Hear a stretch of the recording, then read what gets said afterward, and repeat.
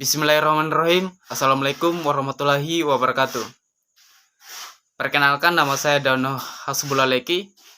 Di dalam video kali ini saya akan membahas tentang bagaimana merancang dan menerapkan metode pembelajaran IPS di sekolah dasar yang berlandaskan pendekatan sosial.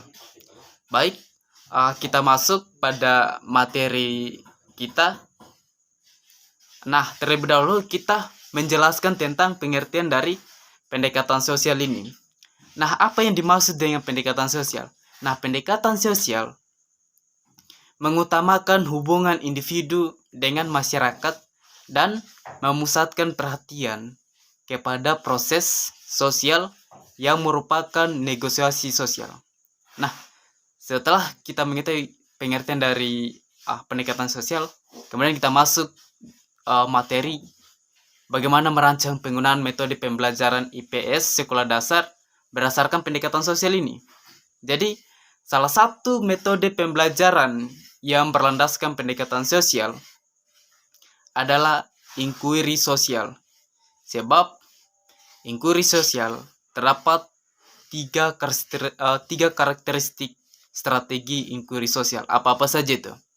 Yang pertama, adanya aspek masalah sosial dalam kelas yang dianggap penting dan dapat mendorong terciptanya diskusi di dalam kelas itu. Kemudian kedua, adanya rumusan hipotesis sebagai fokus untuk inquiry tadi.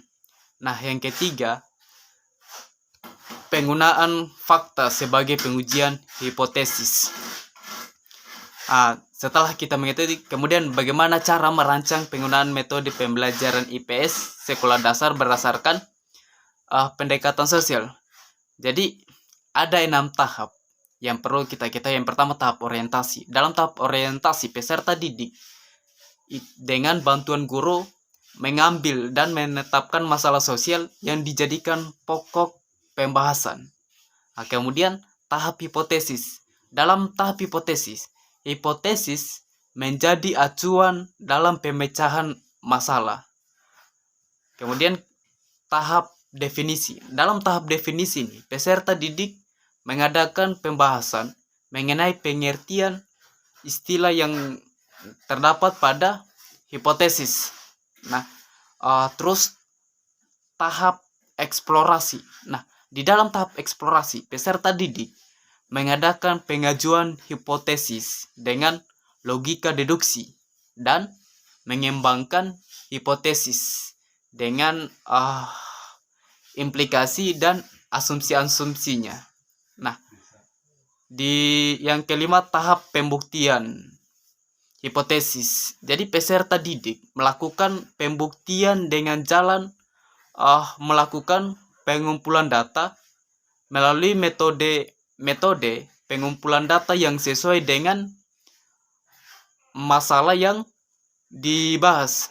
Nah, tahap yang terakhir adalah tahap generalisasi. Di dalam tahap generalisasi, yaitu menyimpulkan dengan kalimat yang baik. Selanjutnya, bagaimana kita menerapkan metode pendekatan pembelajaran sosial IPS di sekolah dasar berdasarkan pendekatan sosial. Nah, sebagai contoh, kurikulum sekolah dasar kelas 5 semester 1. Yang pertama, kita harus tahu kompetensi dasarnya. Nah, dalam kompetensi dasar, kemampuan memahami keadaan penduduk dan pemerintahan di Indonesia. Kemudian pokok bahasanya. Dalam pokok bahasanya itu penduduk dan sistem pemerintahan di Indonesia. Setelah itu hasil belajarnya. Dalam hasil belajarnya mengidentifikasi. Pertama kita mengidentifikasi keadaan penduduk di Indonesia. Setelah itu mendeskripsikan pesan dan tanggung jawab pemerintahan. Kemudian indikator. Dalam indikatornya apa? Yaitu menjelaskan perkembangan jumlah penduduk. Kemudian penggolongannya, persebaran dan kepadatan penduduk di Indonesia. Setelah itu menjelaskan permasalahan penduduk di Indonesia. lalu menguraikan pengertian pemerintahan, baik pemerintahan daerah dan pemerintahan pusat. Baru itu memberikan contoh tugas dan tanggung jawab pemerintah terhadap masyarakat. Setelah kita memahami hal tersebut, maka selanjutnya adalah yang kita maksud dari 6 tahap tadi, yaitu tahap orientasi. Nah, di tahap orientasi, yang pertama kita mengambil dan menetapkan masalah yang berkaitan dengan jumlah penduduk yang meledak, terus golongan penduduk muda, lalu persebaran tidak merata dan kepadatan yang tinggi.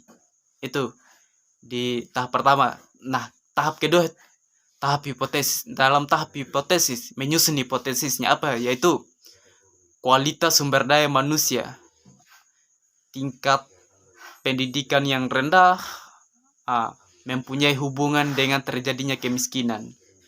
Lalu di tahap definisi ini membahas pengertian dari istilah-istilah yang ada dalam hipotesis. Bicara tentang kualitas sumber daya manusianya adalah derajat kemampuannya. Lalu tahap eksplorasi peserta didik, mengadakan pengujian hipotesis dengan logika deduksi dan mengembangkan hipotesis dengan implikasinya serta asumsinya yang mendasarinya begitu. Dan tahap pembuktian hipotesis, mengumpulkan data, kemudian menganalisis data dan dihubungkan dengan hipotesisnya untuk kepastian apakah hipotesis itu diterima atau tidak. Nah, terakhir tahap generalisasi, menyusun perkataan terbaik. Tadi kan menyimpulkan sekarang menyusun perkataan terbaik sebagai jawaban atau masalah yang dibahas, yaitu sebagai berikut. Pertama, kondisi fisik yang jelek akan mendukung terjadinya kemiskinan di suatu daerah. Lalu kualitas sumber daya manusia yang rendah mendukung terjadinya kemiskinan di suatu daerah. Itu. Nah, di tahap ini, tahap terakhir inilah yang menyimpulkan materinya berdasarkan hipotesis. Baiklah, itulah materi yang dapat saya jelaskan. Bila ada kata-kata yang salah, mohon dimaafkan sekaligus dikoreksi sebagai bentuk penambahan pengetahuan untuk saya sendiri. Dengan ucapan billahi taufiq wal hidayah, wassalamualaikum warahmatullahi wabarakatuh.